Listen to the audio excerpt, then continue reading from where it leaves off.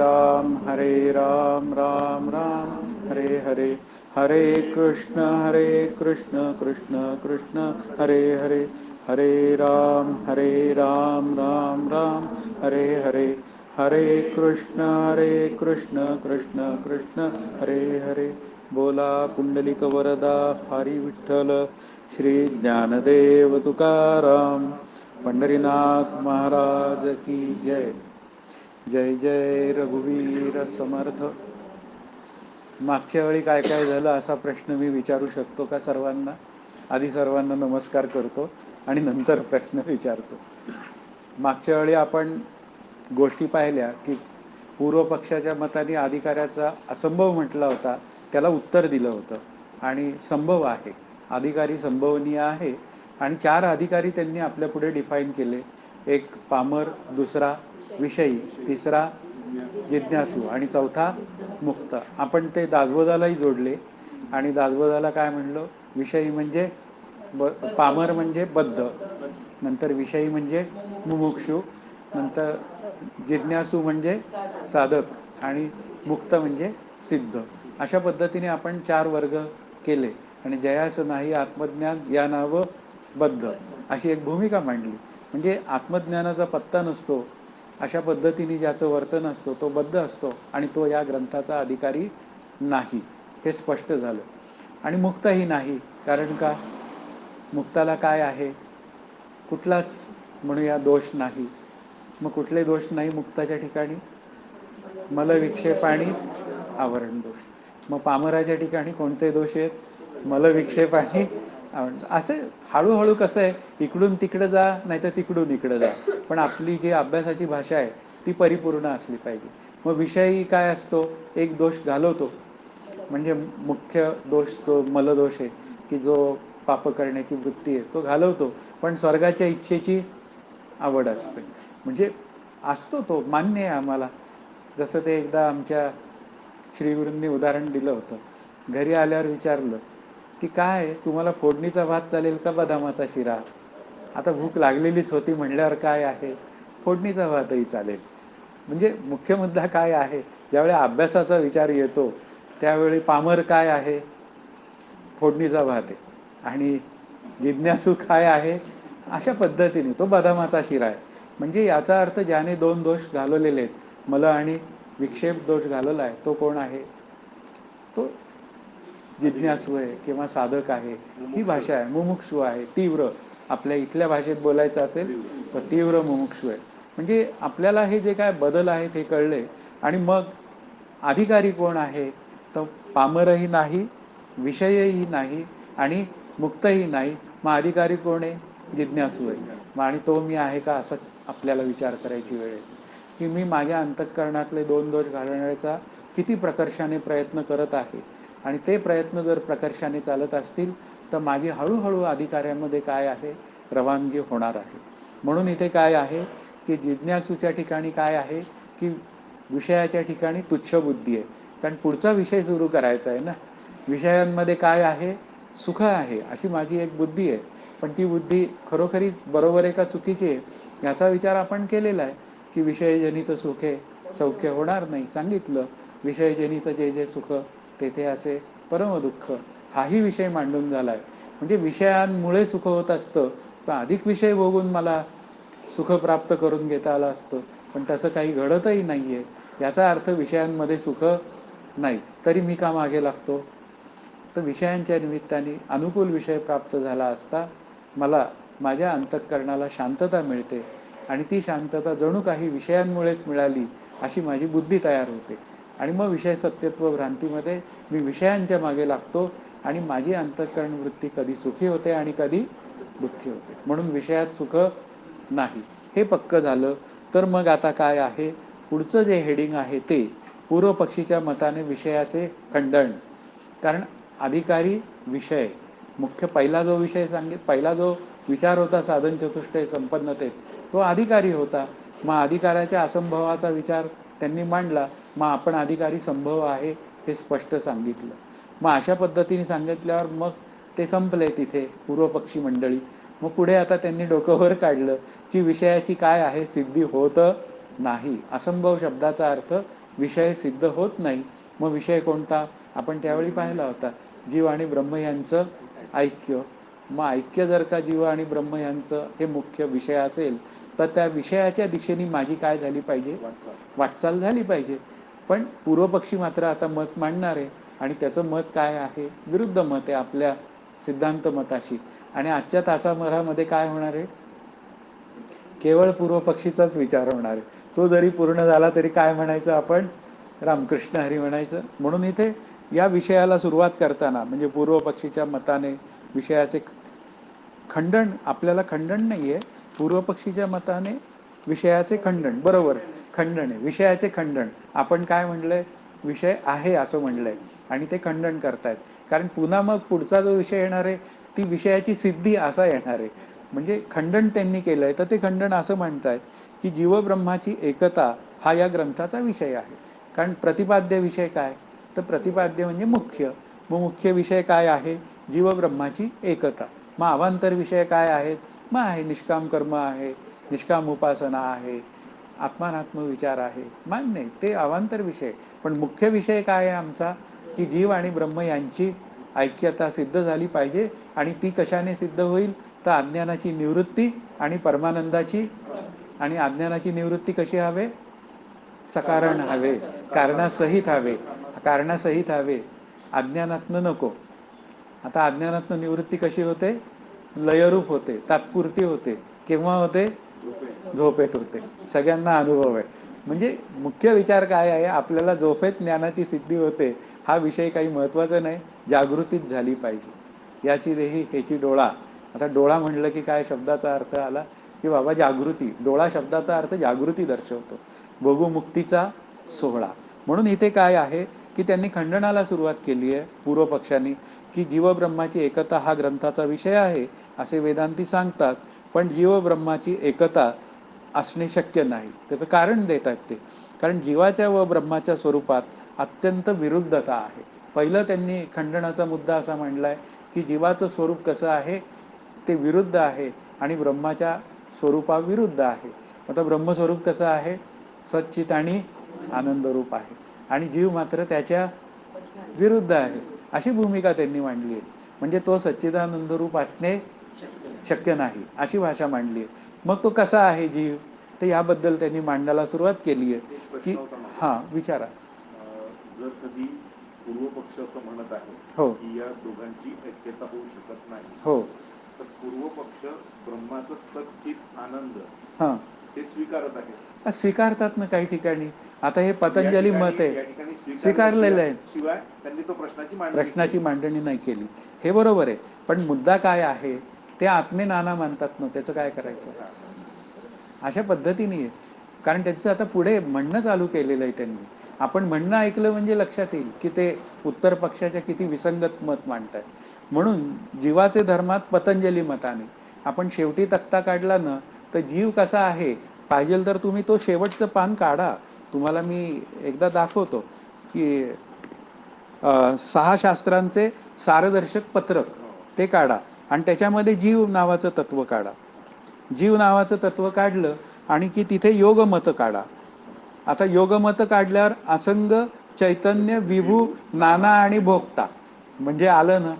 आपल्या मतात काय आहे? वाच्यार्थाने भोक्ता आहे आणि लक्षार्थाने तो अभोक्ता आहे. मग असंगत्व स्वीकारलंय, पण ते कसं असंगत्व स्वीकारलंय ते पुढे कळेल तुम्हाला. अशा पद्धतीने चैतन्य आहे, चैतन्य मानतायत ते बरोबर आहे, विभू मानतायत पण नाना मानतायत. म्हणजे काय आहे? जितकी जीव आहेत तेवढे आत्मे आहेत. हा, हे लक्षात आलं का आता? आणि त्यानुसार आपल्याला मांडणी येणार आहे पुढे त्यांची. मग त्यांची पतंजली धर्माला धरून म्हणजे पतंजली योगाला धरून आता त्यांनी मांडणी सुरू केली आहे. आणि ते खंडन करताना असं म्हणतायत पतंजली की अविद्या, अस्मिता, नंतर राग, द्वेष आणि अभिनिवेश हे 5 क्लेश आहेत, म्हणजे दुःख हेतू आहेत. म्हणजे हे काय आहे? जीवाच्या दुःखाचं हेतू आहेत, म्हणजे कारण आहेत. हेतू शब्दाचा अर्थ कारण आहे. मग हे जर का दुःख हेतू असतील तर जीव आणि ब्रह्म यांचं ऐक्य कसं असेल? कारण तुमचे मतात ब्रह्म कसं आहे? सच्चित आणि आनंद रूप आहे, आणि दुःखाच्या ठिकाणी हे 5 क्लेश आहेत. मग हे जर 5 क्लेश असतील तर मग काय आहे, या 5 क्लेशांचे लक्षण पतंजली योगसूत्रात सांगितलंय. मग ते लक्षणही समजावून घेऊया आपण. हे नक्की 5 क्लेश काय आहेत, ते जीवाच्या ठिकाणी आहेत. म्हणून जीव सतत आनंदरूप म्हणजे दृढ अपरोक्ष अपरिवर्तनीय या रूपाने आनंद रूप म्हणजे सच्चिदानंद रूप असणे शक्य नाही. मग अविद्या म्हणजे काय? अनित्य मलिन आणि दुःखरूप अनात्म पदार्थांचे ठिकाणी नित्य शुद्ध आणि सुखरूपत्व मानणे म्हणजे पदार्थाच्या विपरीत ज्ञानास अविद्या असं म्हणतात. आता यांचे काय झाल्या डेफिनेशन सगळ्या बदलल्या. आपली अविद्येची डेफिनेशन काय आहे? ज्याचं नाही आत्मज्ञान तो कसा आहे? अविद्याग्रस्त आहे. म्हणजे आत्मस्वरूपाचं अज्ञान जिथं आहे त्याला काय म्हणायचं?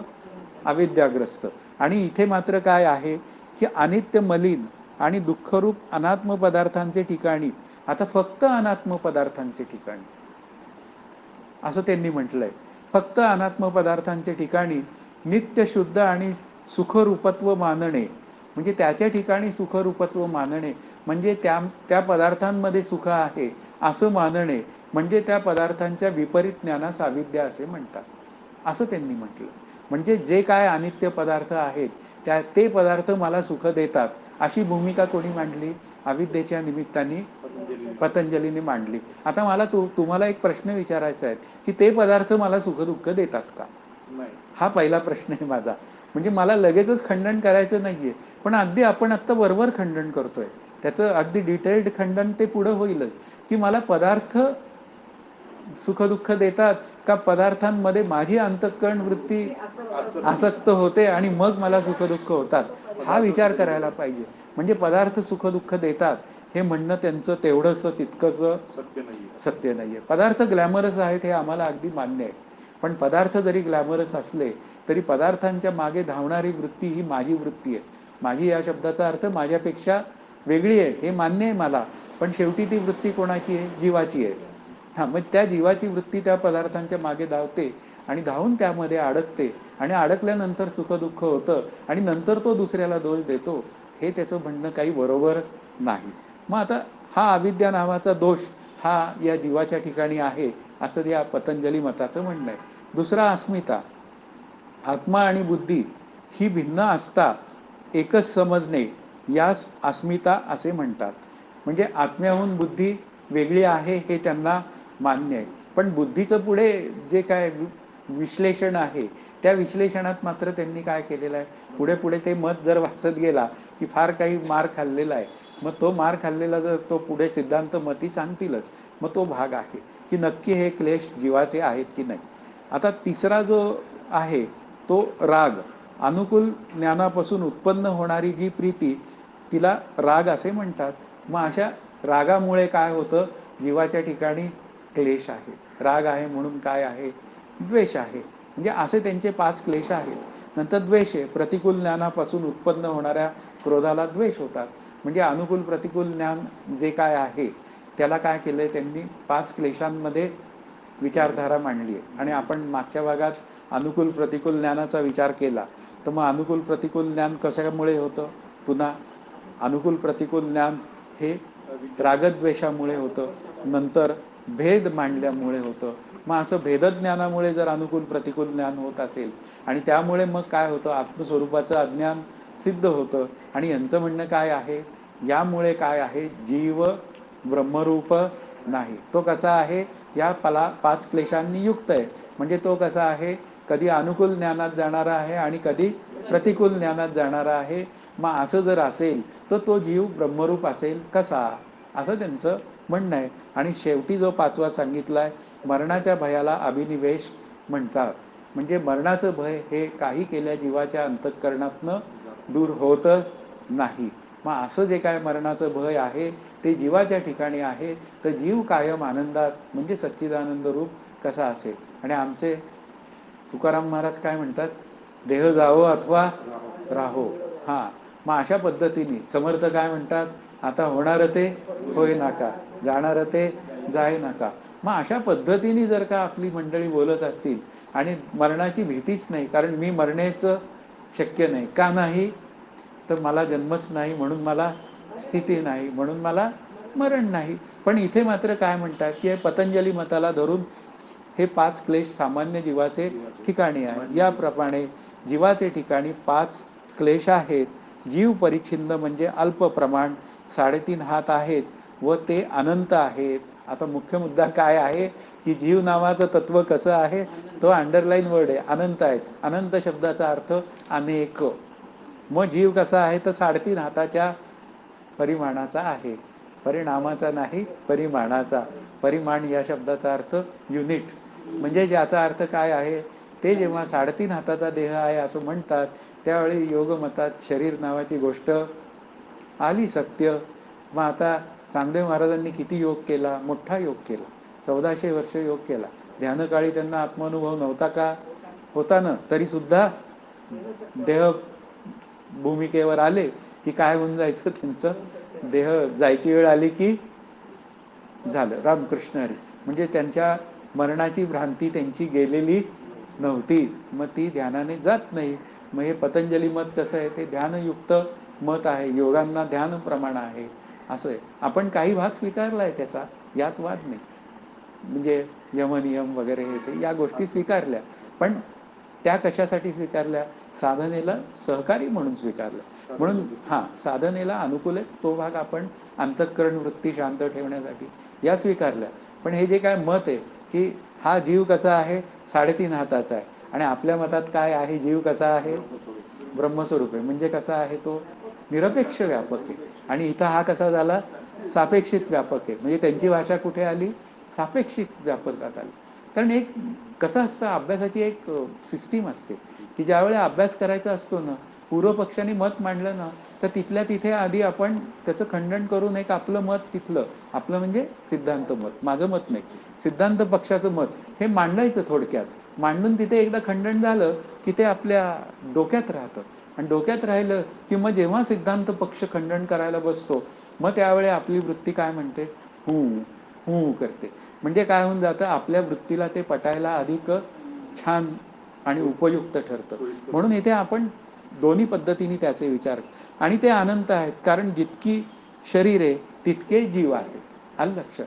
म्हणजे जीव नावाचं तत्व कसं आहे आपल्या याच्यात, पुन्हा बुद्धी अधिक आत्मा अधिक बुद्धीत पडलेलं आत्म्याचं प्रतिबिंब, या पद्धतीने जीव नावाचं तत्व सर्वांचं एकच आहे. मग काय वेगळं आहे ते बोलणार आहेत पुढे, ते मी आत्ता बोलत नाही. पण इथे मात्र काय आहेत, जितकी शरीरे आहेत तेवढे जीव आहेत. म्हणजे जीव कसे झाले, अनेक आहेत. सर्व शरीराचे ठिकाणी एकच जीव आहे असे मानले तर एका शरीराच्या ठिकाणी एका जीवास होणारे सुखदुःख सर्व शरीराच्या ठिकाणी असणाऱ्या जीवास होईल. म्हणजे त्यांनी पहिला मुद्दा मांडला की जीव काय आहेत, अनेक आहेत, वेगळे आहेत. मग त्याचं कारण मीमांसा दिली पाहिजे ना, उत्तर सकारण बोलली पाहिजे.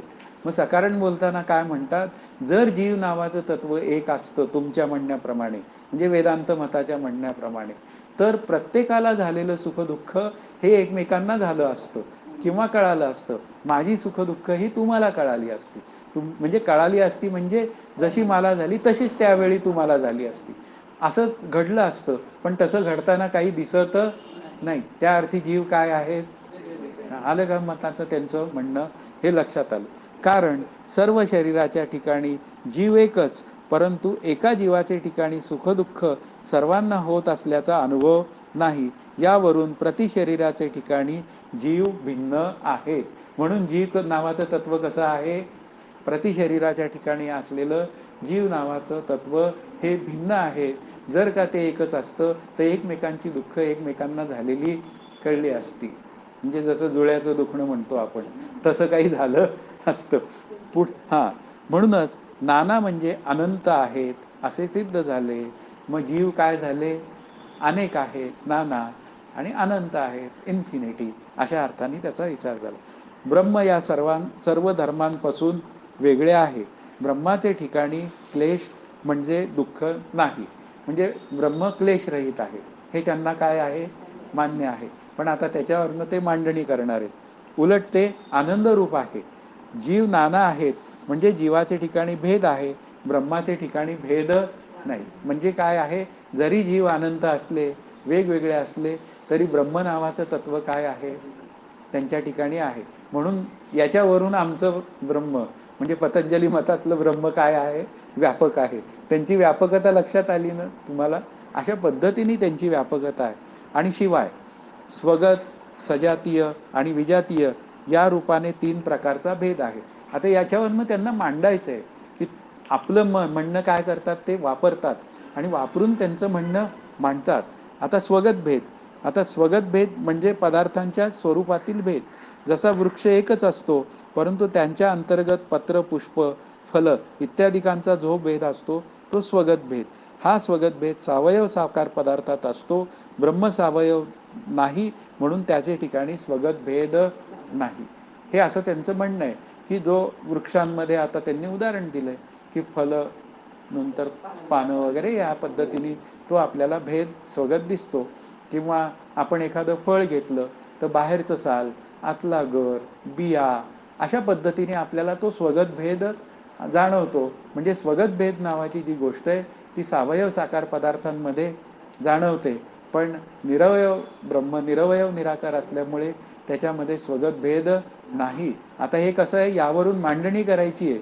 त्यामुळे त्यांनी हे मत मांडायला सुरुवात केलंय की तुमचे मतात असे म्हणणे आहे, पण यावर आता मग आमचं म्हणणं काय आहे ते आम्ही मांडू. आता सजातीय भेद. आता 2 नंबरला सजातीय भेद म्हणजे 2 समान जातीय पदार्थांच्या स्वरूपातील भेद. आता समान जातीय कोण?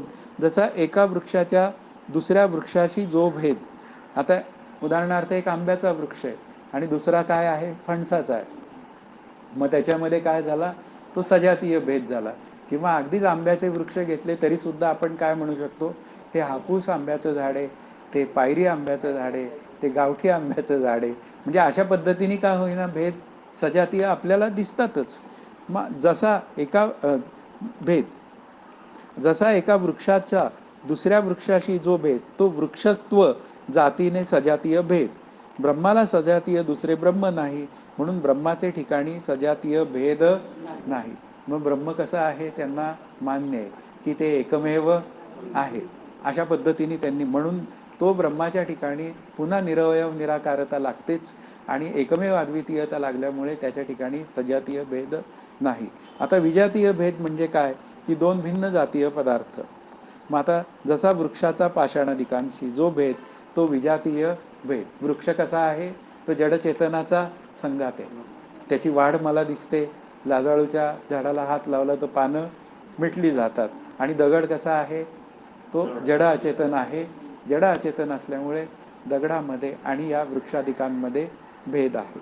तर ब्रह्माप्रमाणे पारमार्थिक सत्तावान दुसरा पदार्थच नाही म्हणून विजातीय भेद नाही. मग ब्रह्म एकच पारमार्थिक सत्तावान आहे.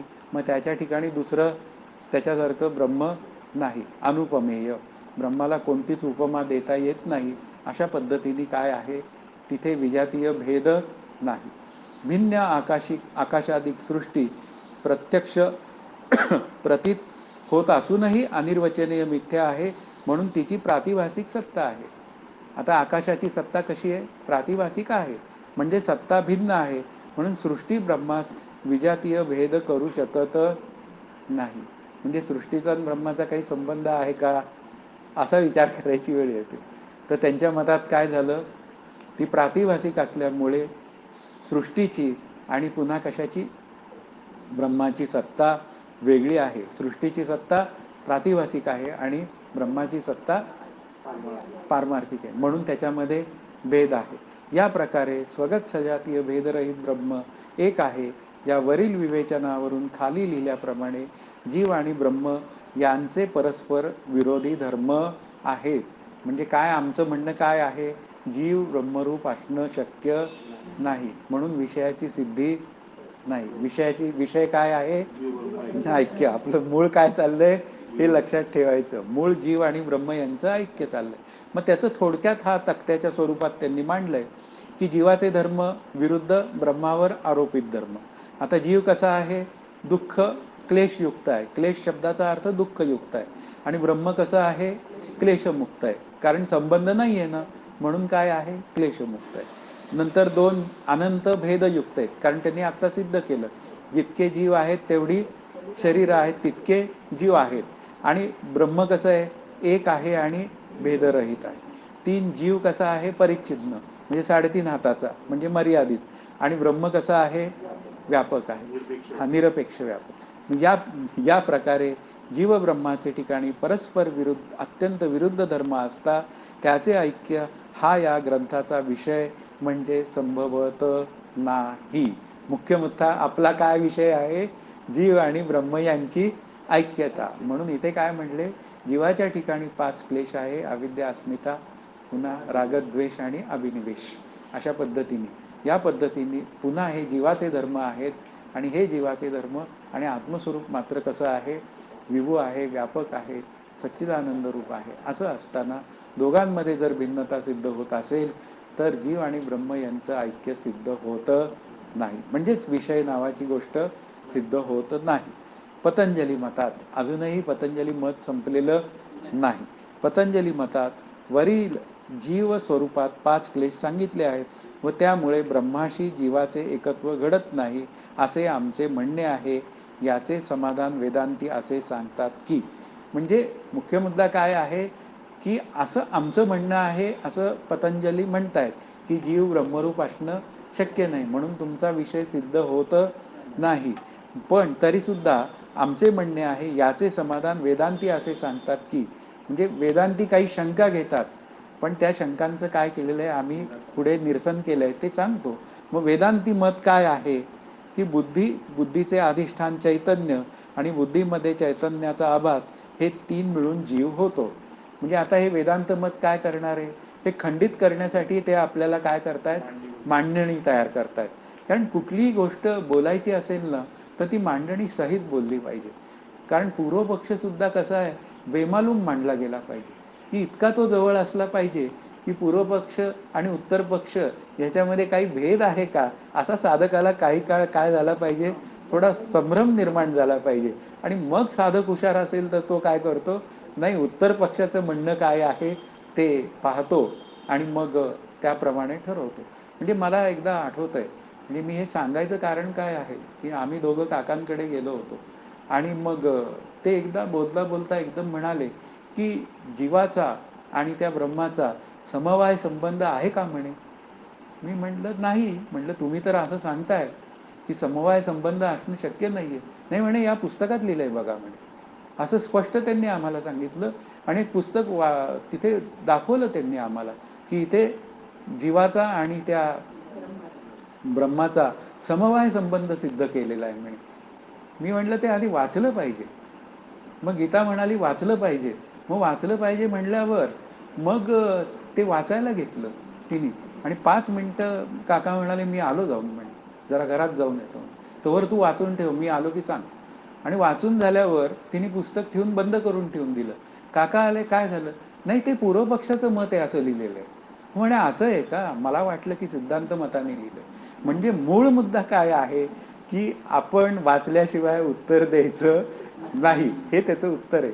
म्हणजे अभ्यास करायचा आहे आपल्याला. मला तिथे आमचा मोठेपणा व्यक्त नाही करायचा आहे की तिथे आपल्याला काकांनी आपल्याकडनं अभ्यास करून घेतलेला आहे की जीवाच्या आणि स्वरूपाच्या ठिकाणी 3ही संबंध नाही आहेत, एकच संबंध आहे. तो कुठला आहे, कल्पित संबंध आहे.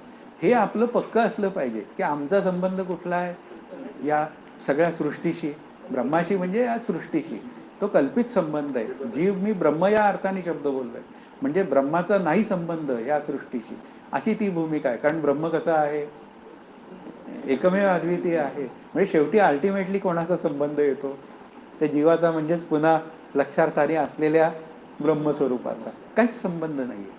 पण काय आहे, कल्पित रूपाने जेव्हा बोलायची वेळ येते त्यावेळी ब्रह्माचा या सृष्टीशी कल्पित संबंध आहे आणि जीवच ब्रह्मरूप असल्यामुळे जीवाचा या सृष्टीशी.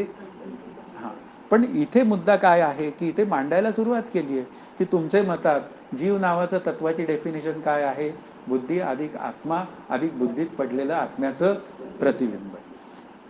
हा, त्यात बुद्ध्याधिष्ठान चैतन्यासच साक्षी कुटस्थ आत्मा प्रत्यक त्वंपद लक्ष इत्यादी नावे आहेत, तुम्हीच दिलेली आहेत.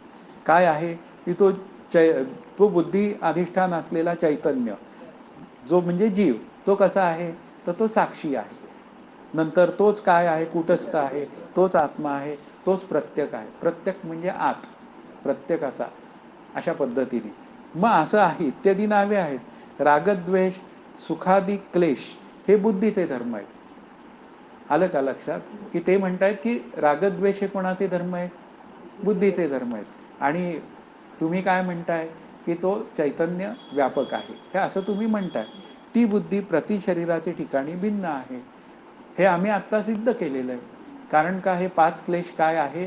प्रत्येकामध्ये आहे. ज्या अर्थी एकमेकांचं सुखदुःख एकमेकांना कळत नाही, त्या अर्थी प्रति शरीरी, प्रति जीव वेगवेगळे आहेत.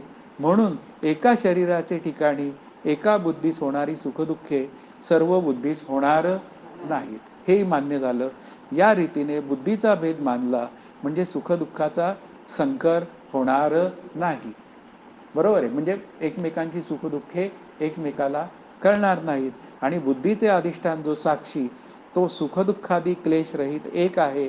म्हणून त्याचे ब्रह्माशी ऐक्य होण्यास हरकत नाही. जर का साक्षी जर का असा ठरवला आपण क्लेशरहित यांच्या पद्धतीने, तर ब्रह्माशी ऐक्य व्हायला हरकत नाही. कारण वेदांत मतात अधिष्ठान चैतन्य, बुद्धी आणि चैतन्याचा आभास या तिघांचे नाव जीव असले तरी जीव शब्दाचा लक्षार्थ जो केवळ साक्षी, त्याचे ब्रह्माशी ऐक्य होण्यास हरकत नाही, असं तुमचं म्हणणं आहे. आणि प्रतिशरीराचे ठिकाणी बुद्धीचा भेद मानल्यामुळे सर्वांची सुखदुःखे सर्वांना कळावीत असाही दोष राहत नाही. म्हणून काय आहे, पुन्हा विषय सिद्ध होत नाही. काय विषय आहे? जीवब्रह्म ऐक्य ज्ञान हा विषय सिद्ध होत नाही. परंतु हे वेदांत्याचे म्हणणे बरोबर नाही. हे वेदांत मताने मांडलं मत असं. त्यांनी त्यात क्लेशाचा संबंध जोडला. आपण कशाचा जोडलेला आहे? जीवाचा संबंध सोडलाय, आत्मस्वरूपाच्या अज्ञानाचा संबंध जोडलाय. पण यांनी तो क्लेशाला जोडला आणि त्यांचं मत मांडलं. परंतु हे वेदांत्याचे मत बरोबर नाही. कारण मनुष्य मात्रास स्वतःचे जीवाचे फक्त कर्ता भोगता याच रूपाने ज्ञान आहे. म्हणजे जीवाच्या ठिकाणी काय आहे?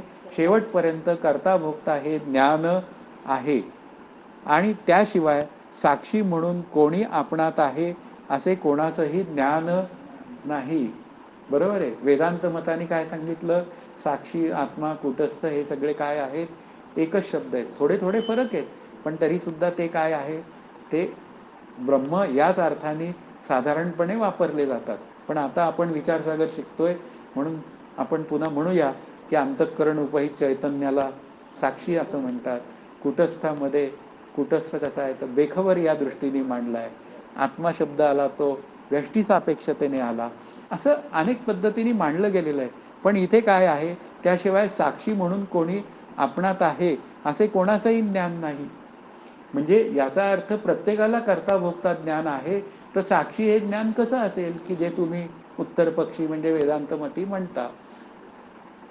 मग त्याला उदाहरण दिलं पाहिजे.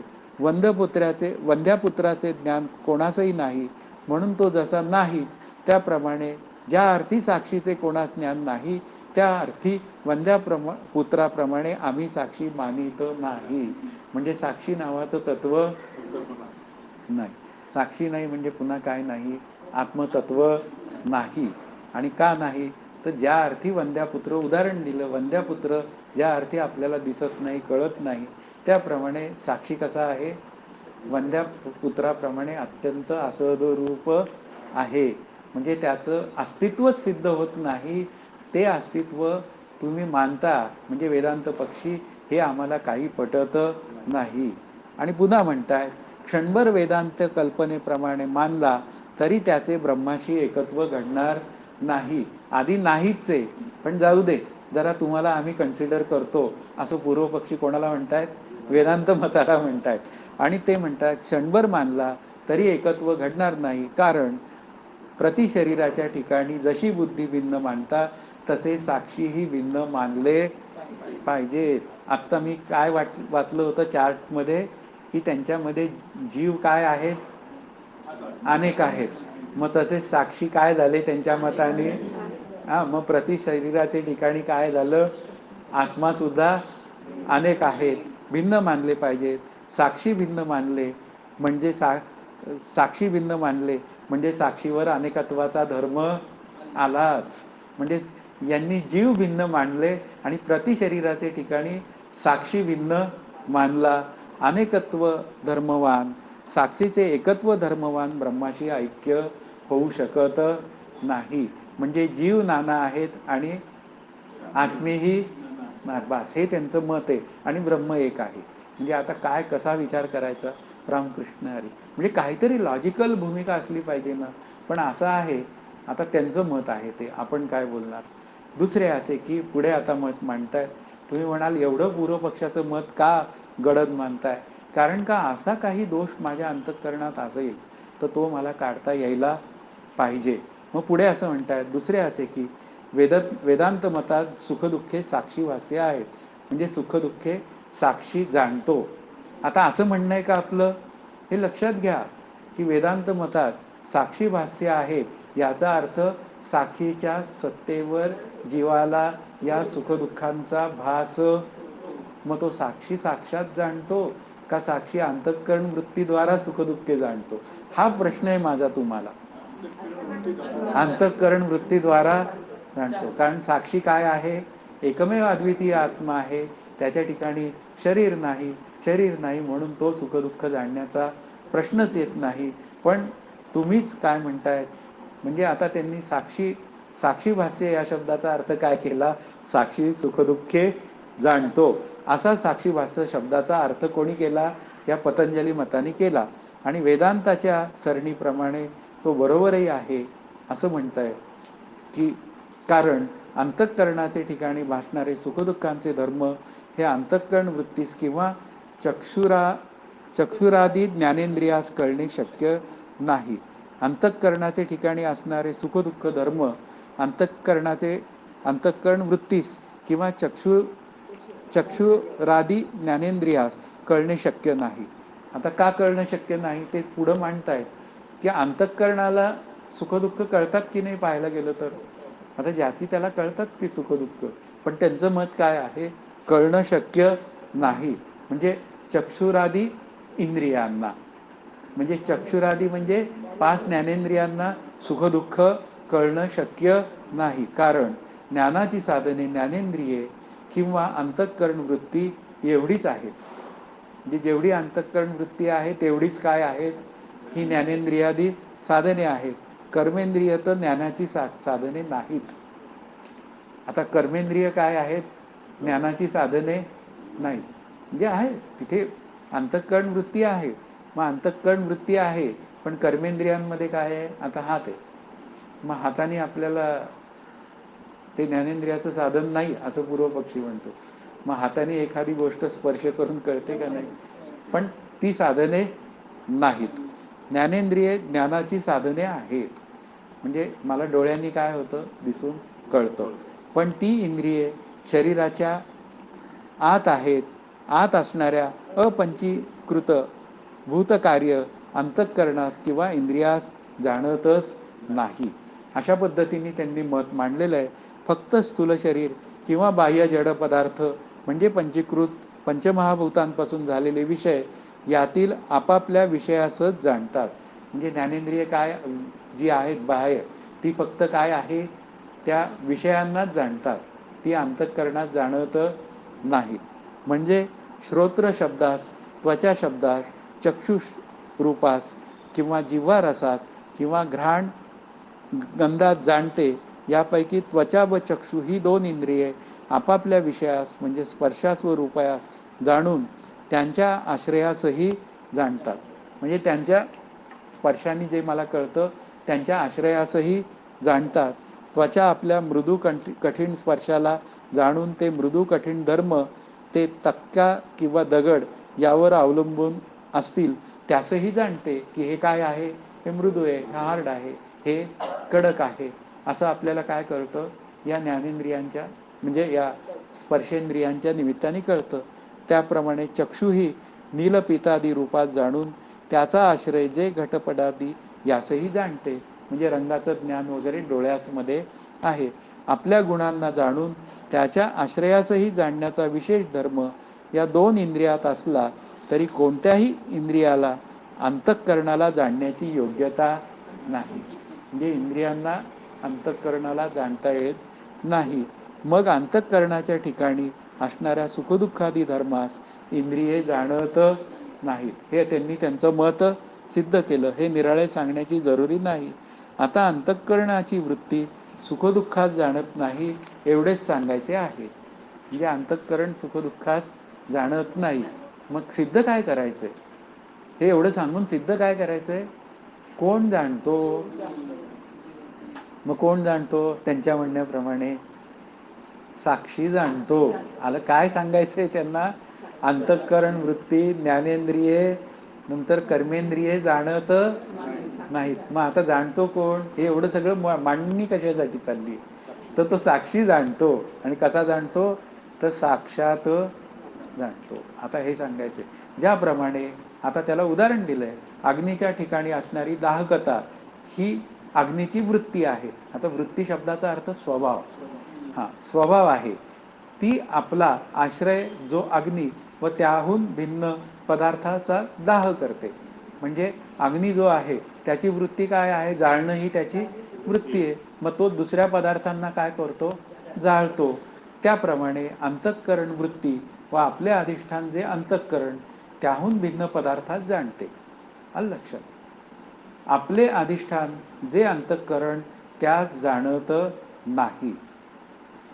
मग शिवाय जी वस्तू वृत्तीच्या अत्यंत समीप असते, आता त्यालाही उदाहरण दिलं, तिलाही अंतःकरण वृत्ती जाणत नाही. जसे डोळ्यातील काजळ डोळ्यांच्या वृत्तीशी अत्यंत समीप असल्यामुळे डोळ्याची वृत्ती काजळात जाणत नाही. आता वृत्ती शब्दाचा इथे अर्थ काय? स्वभाव. आलं लक्षात? तुम्ही वृत्ती शब्दाचा आपण बोलत असलेला अर्थ घ्यायचा नाही. आलं लक्षात ना? मग आता ते लक्षात आलं का की काय जाणत नाही? का जाणत नाही? तर त्यांचा इथे काय आहे? वृत्ती शब्दाचा अर्थ स्वभाव हा शब्दाचा आहे. त्यांनी अग्नीचा स्वभाव काय आहे? जाळणं हा आहे. मग तसाच म्हणजे अग्नीची वृत्ती ही दाहकता आहे. मग वृत्ती या शब्दाचा अर्थ स्वभाव या अर्थाने घ्या. आलं लक्षात? मग वृत्ती काजळात जाणत नाही. त्याप्रमाणे अंतःकरण वृत्ती ही अत्यंत समीप असलेल्या अंतःकरणात जाणत नाही.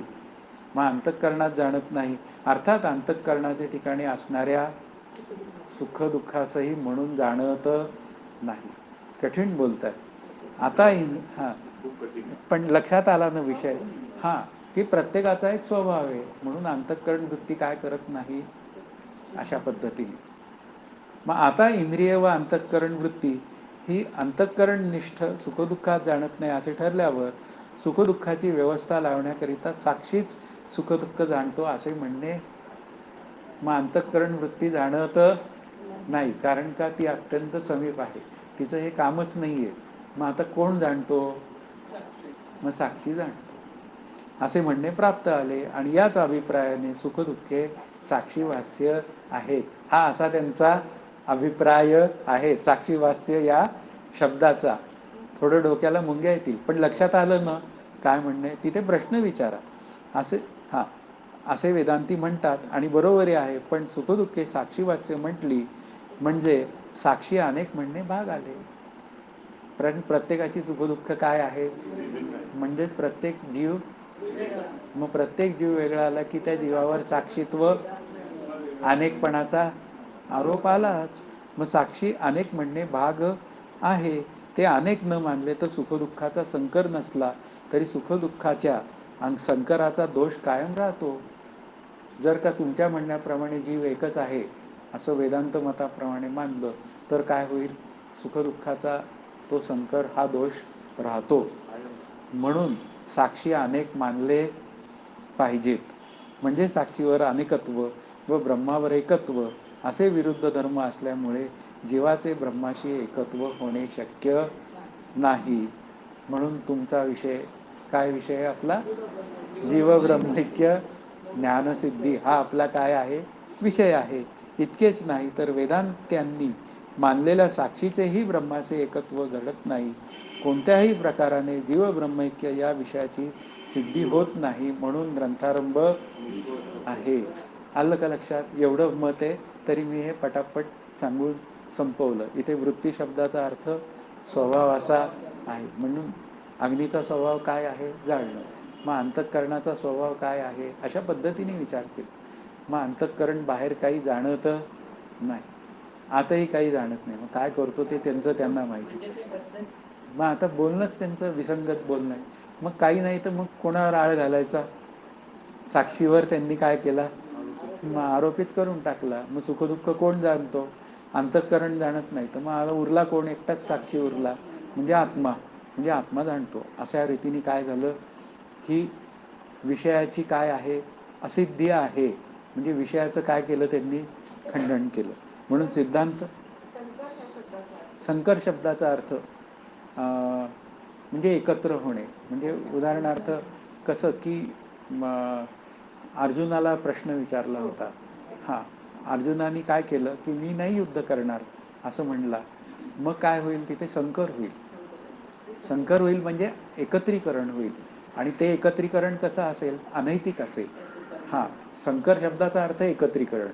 मग असं आता संकरित काय आहे? हे वाण कसं आहे? संकरित आहेत. म्हणजे काय केलं?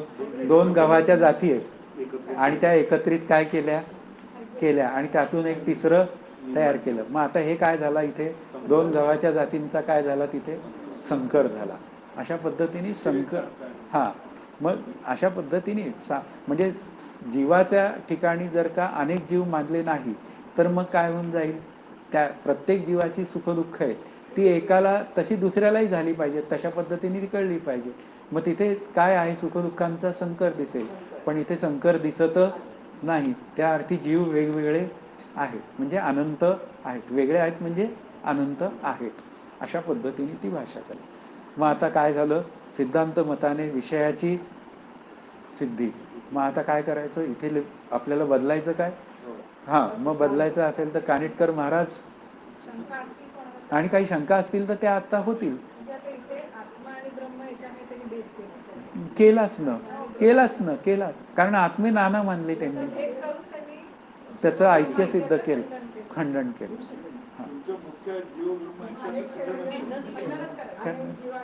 हां, अशा पद्धतीने आहे. मग आता काय? सिद्धांत मताने विषयाची सिद्धी. मग आता इथे काय? फक्त आता सिद्धांत मताने तो एक शब्द फक्त काय करायचा आहे आपल्याला? हां हां हां, सिद्धांत मताने विषयाची सिद्धी असं लिहायचं आहे. तोपर्यंत काही शंका असतील पूर्व पक्षाच्या मतातल्या तर त्या बोला. हां हां, पूर्व पक्षी काय बेमालूम आहेत. अद्वैत सिद्धीमध्ये तर अति बेमालूम आहेत. अति बेमालूम मांडलाय केवलानंद सरस्वतीने. म्हणजे ते फारच बॉस आहेत. इतका जवळ मांडलाय की आपल्याला पटपटत म्हणजे असं वाटायला लागतं की हेच खरं आहे का काय? हां, पण नंतर जेव्हा ते म्हणतात सिद्धांत मत येतं त्यावेळी लक्षात येतं की बाबा रे, या सिद्धांत मताने पूर्व पक्षाचा फज्जा उडवलेला आहे. म्हणजे ते निराकरण केलेलं आहे. म्हणून इथे हे पूर्व पक्ष आणि उत्तर पक्ष हे मांडले पाहिजेत असं काका म्हणाले मला एकदा. त्याचं कारणच आहे की पूर्व पक्ष एकदा आपल्याला लक्षात आला की असं मत माझ्या अंतःकरणात असता का? साक्षी एक आहेत का अनेक आहेत? मग एक आहेत. मग एक आहेत तर काय पद्धतीने एक आहे हे माझ्या लक्षात पाहिजे.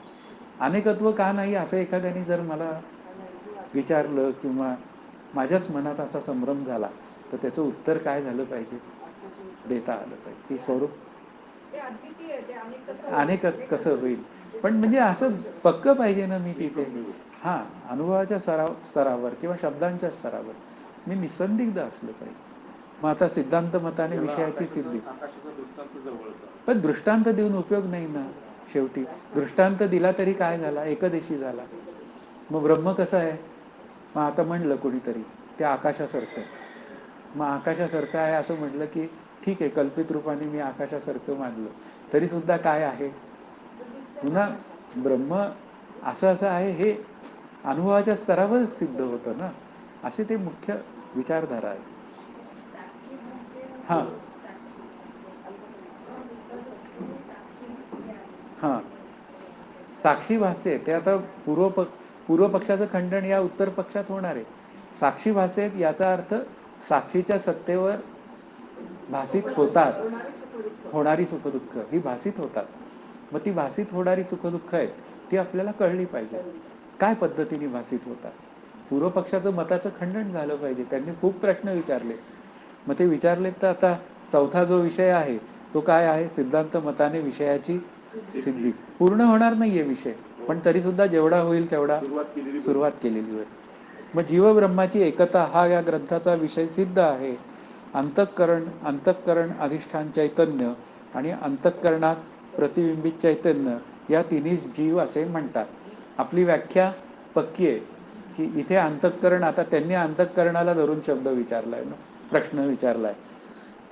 मग त्याप्रमाणे उत्तर सुद्धा तसंच द्यायला पाहिजे.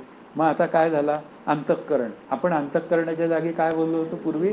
बुद्धी बोललो होतो.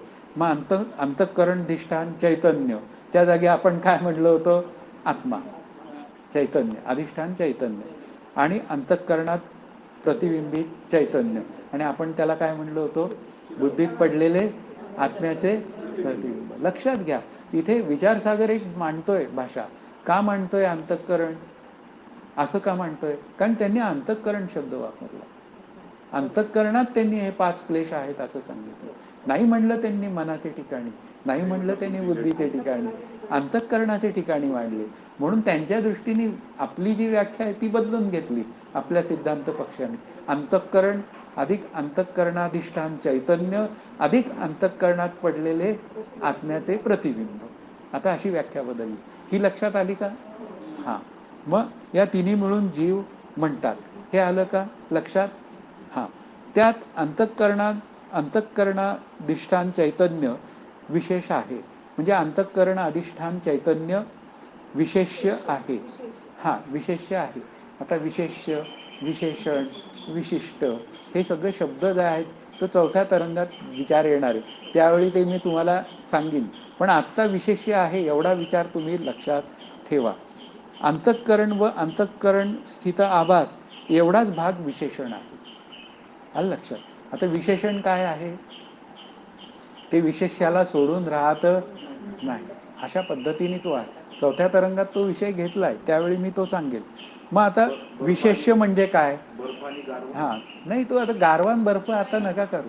सध्या आता डायरेक्टली बोला आणि मग गारवा आणि बर्फावर येऊ आपण. पण आता विशेष्य म्हणजे काय? आता विशेष्य म्हणजे आत्मा. हे लक्षात ठेवा. मग आता हे अंतःकरणाधिष्ठान चैतन्य विशेष्य आहे. म्हणजे काय आहे? आत्मा विशेष्य आहे. अंतःकरण व अंतःकरण स्थित आभास एवढाच विशेषण आहे. म्हणजे काय आलं? विशेषण काय आलं? बुद्धीत पडलेलं आत्म्याचं म्हणजे अंतःकरणात पडलेलं प्रतिबिंब. ते काय आहे? विशेषण आहे. आणि या दोन्ही मिळून काय झाला? मग विशिष्ट तयार झाला. म्हणजे जीव नावाचं तत्व तयार झालं. मग आता विशेष्य चैतन्य आणि विशेषण आभास साभास, आभासासहित म्हणून साभास, अंतःकरण मिळून जो विशिष्ट तो जीवपदाचा म्हणजे जो जीवपदाचा वाच्य आहे. आत्ता इथे बर्फ आणि गारव्याचा विषय नाही. याचं कारण काय आहे? आपल्याला तो भाग काय समजावून सांगायचा आहे त्यांना, त्याच दृष्टीने आपण मग उदाहरण येईल त्यावेळी तो भाग बघू. म्हणून जीवपदाचा वाच्य काय आहे? पुन्हा तेच की बुद्धी अधिक आत्मा अधिक बुद्धीत पडलेलं आत्म्याचं प्रतिबिंब. म्हणून इथे विशेष्य विशेषण अशी भूमिका मांडलेली आहे. मग अंतःकरण कसं आहे? विशेषण रूपात आहे. आणि पुन्हा जो आत्मा आहे तो कसा आहे? तो विशेष्य आहे. आणि या दोन्ही मिळून बनला तो काय आहे? जीव नावाचा आहे. तो विशिष्ट आहे. पण हा जीव नावाच्या पदाचा काय आहे? वाच्यार्थ आहे. अशा पद्धतीने वाच्यार्थ आहे. मग विशिष्टापैकी आता विशिष्ट जो आहे तो कोण आहे? जीव आहे. आता ठरलं. विशिष्टापैकी विशेषण किंवा विशेष्य यापैकी कोणत्याही एका पदार्थाचा स्वीकार केला नाही तर विशिष्ट जो जीव त्याचे स्वरूप सिद्ध होणार. म्हणजे पुन्हा काय आहे? अंतःकरण अधिक अंतःकरणाधिष्ठान चैतन्य पुन्हा काय आहे? पुन्हा अंतःकरणात पडलेलं बुद्धीचं प्रतिबिंब म्हणजे अंतःकरणात पडलेलं चैतन्याचं प्रतिबिंब. या तिन्हीतलं जर एक काढून टाकलं, समजा एक अंतःकरण म्हणजे अंतःकरणच काढलं किंवा अंतःकरणाधिष्ठान चैतन्यच काढलं त्यातलं, तर जीव नावाचं तत्व तयार होईल का? कारण काय आहे की अंतःकरणात पडलेलं आत्म्याचं प्रतिबिंब किंवा साक्षीचं प्रतिबिंब अशी जेव्हा बात बोलली जाते भाषा, तेव्हा या तिन्ही शिवाय जीव नावाचं तत्व सिद्ध होणार नाही. म्हणून जीवामध्ये हे तीन घटक आहेत. हा, काय काय नाही नाही, आता इथे डेफिनेशन उत्तर पक्षाने बोलायला सुरुवात केली आणि उत्तर पक्ष काय म्हणतोय, त्यांचं खंडन करणार आहे की जीव नाना आहेत ना, याचं काय होणार आहे, खंडन होणार आहे. तर ते खंडन होताना आता मुख्य मुद्दा काय आहे, समजून सांगायला सुरुवात झाली. समजून सांगायला सुरुवात होताना काय म्हणतोय उत्तर पक्ष, की इथे जे काय बोलणं आहे की एक अंतःकरण वृत्ती आहे, एक अंतःकरणात पडलेलं आत्म्याचं प्रतिबिंब आहे आणि एक काय आहे, अंतःकरणाधिष्ठान चैतन्य आहे. या तिन्ही मिळून जीव नावाचं तत्व होतं. यातलं अंतःकरण जरी काढलं तर काय होईल, तो आभास हा जीवात पडलेला आहे ही गोष्ट सिद्धच होणार. याच्यातली एक जरी गोष्ट काढली तरी डेफिनेशन नावाची गोष्ट पूर्ण होऊ शकत नाही. हा, सिद्ध होणार. आता मग उदाहरण आहे ना इथं दिलेलं. हा, पण इथे नाही, आता इथे फार छान उदाहरण दिलंय त्यांनी. कोणत्याही राजसेवकाच्या ठिकाणी राजसत्तांश दिसत नाही. आता सेवक आहे एखादा राजाचा, त्याच्या ठिकाणी राजसत्तांश दिसतो का? नाही. म्हणून राजसत्तांश दिसत नाही म्हणून मानला नाही तर त्याचे राजसेवकत्वच नष्ट होईल. तो दिसतो का? नाही. पण राजाच्या रूपात मात्र त्याच्या ठिकाणी असतो. कारण का, राजा त्याला आज्ञा देतो आणि तो राजसेवक काय करतो, त्याची अंमलबजावणी करतो. त्याप्रमाणे सर्व व्यापक ब्रह्मचैतन्याचा जेवढा भाग अंतःकरणात अधिष्ठान रूपाने आहे त्यास कूटस्थ साक्षी आत्मा वगैरे नावे आहेत. आलं का लक्षात? म्हणजे ब्रह्माला काय झालं, जणू काही संकुचित्व आलं, म्हणजे जणू काही मर्यादित झालं. आणि मर्यादित झालं कशामुळे झालं, अंतःकरणामुळे जणू काही मर्यादित झालं. आणि मर्यादित झाल्याबरोबर काय झालं, ते चैतन्य जीवाच्या रूपाने जणू काही संकुचित झालं आणि त्याच्यावर त्या ब्रह्माला त्यामुळे साक्षी कूटस्थ असा म्हणणेपणा प्राप्त झाला. तो चैतन्याच जीवरूपात जीवस्वरूपात विशेष भाग आहे. मग तो काय झालं, ब्रह्म जणू काही कल्पित रूपाने काय झालं, जीवाच्या निमित्ताने थोडं काय झालं, विशेष झालं. अंतःकरणाच्या रूपाने विशेष झालं पण कल्पित रूपाने. तो वंध्यापत्राप्रमाणे असत आहे असे पूर्वपक्षी म्हणतात. पण त्या साक्षीचा स्वीकार केला नाही तर विशिष्ट जो जीव त्याच्या स्वरूपाची सिद्धीच घडणार नाही. म्हणून मी जर साक्षीच स्वीकारला नाही या डेफिनिशनमध्ये, म्हणजे अंतःकरणाधिष्ठान चैतन्यच जर स्वीकारलं नाही तर काय होणार नाही, जीव नावाचं तत्वच सिद्ध होणार नाही. तर विशिष्ट जो जीव त्याच्या स्वरूपाची सिद्धीच होणार नाही. म्हणजे वाच्यार्थाने असलेल्या जीवाची सिद्धी होणार नाही. याकरिता साक्षीचा स्वीकार अवश्य केला पाहिजे. म्हणजे आता आपल्या इथे काय आहे, ते अंतःकरणाधिष्ठान चैतन्य, त्याला काय म्हणलं आपण, साक्षी असं म्हटलं. विशिष्ट जीवाचे शुद्ध ब्रह्माशी ऐक्य घडत नाही हे खरे आहे. म्हणजे वाच्यार्थाने असलेला जो जीव आहे, बरोबर आहे, त्याचं काही ब्रह्माशी ऐक्य घडत नाही हे खरंच आहे. तो व्यवहार करणारा जो जीव आहे त्याचं ऐक्य घडत नाही हे खरंच आहे.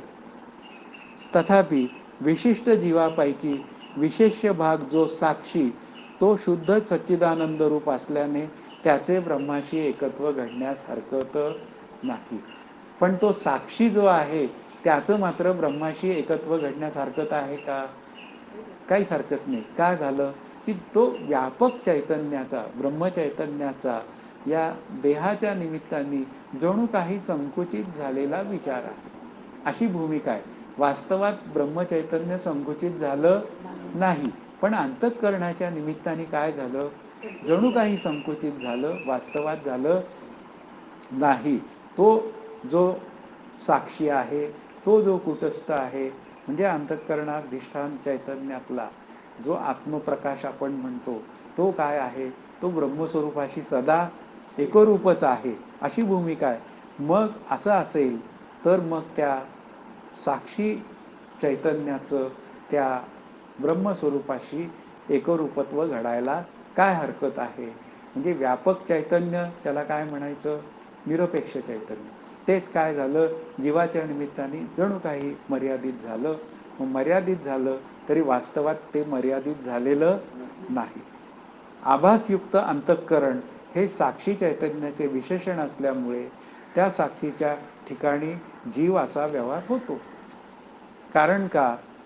आभासयुक्त अंतःकरण हे त्या साक्षी चैतन्याचे ठिकाणी विशेषण आहे. म्हणजे काय होतं? अध्यस्त रूपाने आहे, पण काय होतं? मी करतो, मी हे करतो, मी ते करतो, मी कर्ताभाव स्वीकारतो. त्यामुळे काय होतं? विशेषण सिद्ध होतं. आणि विशेषण सिद्ध झालं की मग काय होतं? जीव नावाचं तत्व तिथे सिद्ध होतं. जीव नावाचा व्यवहार होतो. आणि तेच साभास अंतःकरण उपाधी असेल तर अधिष्ठान चैतन्याला साक्षी अशी संज्ञा येते. म्हणजे विशेषण झालं की काय झालं? हा, नाही, विशेषण झालं की काय झालं? पुन्हा ते विशेष्याला सोडून राहत नाही. विशेष्य काय आहे? ब्रह्म. बरोबर आहे ना? म्हणजे आत्मा. आणि अंतःकरण जर विशेषण झालं तर काय झालं? पुन्हा ते साक्षीला सोडून राहत नाही, अशी सिद्धता तयार होते. मग ती सिद्धता चुकीची आहे. बरं, त्याच विशेष्य अंतःकरणाला शांत केलं म्हणजे बाजूला केलं, म्हणजे विशेषणाची उपाधी केली तर काय आहे? मग आता तुम्ही उपाधी वेगळे, सदा निर्विकार, अशी भूमिका तुकाराम महाराजांनी मांडली. म्हणजे याचा अर्थ काय करा? विशेषणाची उपाधी करा, साक्षी अशी संज्ञा येते. मग आता काय करा? विशेषणाची उपाधी करा.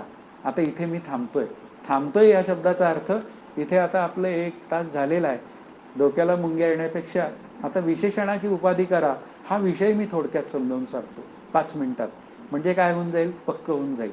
तर आता तुम्ही एक इमॅजिनरी एक विचार लक्षात घ्या. तो तक्ता असा तुमच्या पुढे आलाय असं समजा की एक मध्यभागी लिहिलेलं आहे की साभास अंतःकरण वृत्ती. आता प्रत्येकाने इमॅजिनरी तक्ता आपल्या डोळ्यापुढे आणा. साभास अंतःकरण वृत्ती असं लिहिलेलं आहे. बरोबर आहे? आणि मग असं मध्ये साभास अंतःकरण वृत्ती लिहिलंय आणि या 2 एक रेषाखंडाचे काय आहेत? 2 टोक आहेत. त्याला असे बाण केले खाली. आणि एका बाजूला काय लिहिलं? जीव चैतन्य लिहिलं. आणि दुसऱ्या बाजूला काय लिहिलं? साक्षी चैतन्य लिहिलं. आता जीव चैतन्य कसं आहे? इथे मांडलं आपल्या उत्तर पक्षाने की ते कसं आहे? ते विशेषणासहित आहे. मग त्याचं विशेषण काय आहे? अंतःकरण नावाची गोष्ट हे काय आहे? त्याचं विशेषण आहे. आणि इकडे साक्षी चैतन्य जे दुसऱ्या बाजूला आपण विचारायला दाखवलंय ते कसं आहे? तर ते उपाधियुक्त आहे. मग आता साधन काय आलं? विशेषणाची उपाधी करा. मग विशेषणाची उपाधी करायची असतील तर देहाचे धर्म आत्मस्वरूपावर घालता कामा नये. मग अनन्याध्यासामुळे काय झालं? जणू काही आत्मस्वरूपाचं जे काय अस्तित्व आहे ते जणू काही शरीरामध्ये काय म्हणूया गेलं असं म्हणूया. जणू काही ते शरीरामध्ये झालं, आकारित झालं. आणि आकारित झाल्याबरोबर त्या शरीराला एक अस्तित्व आलं व्यावहारिक. आणि व्यावहारिक अस्तित्व आल्याबरोबर काय झालं? त्याच अस्तित्वाला मी सत्यत्व दिलं. आणि त्याच अस्तित्वाला सत्यत्व दिलं की काय झालं? माझं अंतःकरण विशेष झालं. आणि ज्यावेळी माझी तब्येत ठीक असते त्यावेळी मी कसा असतो? बरा असतो. मग मी काय म्हणतो? मी फार छान आहे. आणि नंतर जर का माझं शरीर बिघडलं की मी काय म्हणतो? मला काही बरं वाटत नाही. मग मी शरीराचे धर्म कोणावर घातले? म्हणजे विशेष्यावर घातले. विशेष्यावर. तर त्यामुळे काय झालं? सुखदुःख झाली. मग आता सुखदुःख आत्म्याला झाली का? असे विचार आले. साक्षी चैतन्याच्या ठिकाणी मात्र काय आहे? उपाधी आहे. मग उपाधी आहे या शब्दाचा अर्थ काय झाला? उपाधी या शब्दाचा अर्थ चित अचित दोघांना वेगळं केलेलं आहे. म्हणजेच काय झालं की चित रूप ब्रह्म आणि हा अचेतन देह हे दोघं कसे आहेत? भिन्न आहेत. एक चेतन आहे आणि एक अचेतन आहे. म्हणून मी देहाचे धर्म आत्मस्वरूपावर लादणार नाही. मग काय करायचं? समर्थ म्हणतात आपल्याला ते देह दुःख ते आलं लक्षात? त्याचं म्हणणं काय आहे? केवढं व्यापक सांगतायत आपल्याला. का सुख मानित जावे? आता सुख मानण्याला सहजता आली तर विशेषणाची काय झाली? आणि मग जर का मी सुखदुःखांना महत्व दिलं आणि त्यात मी अडकून बसलो सत्यत्वाने, की काय झालं? मी अडकलो. म्हणजे मी अंतःकरण काय केलं? विशेष केलं. मग अशा पद्धतीने विशेषणाची उपाधी झाली पाहिजे. पुढे पुढे तो विषय येईल त्यावेळी तो आपण अधिक पुन्हा स्पष्ट करून घेऊ. हा, याविषयी काही शंका असेल तर मग विचारा. आता इथे थांबवूया.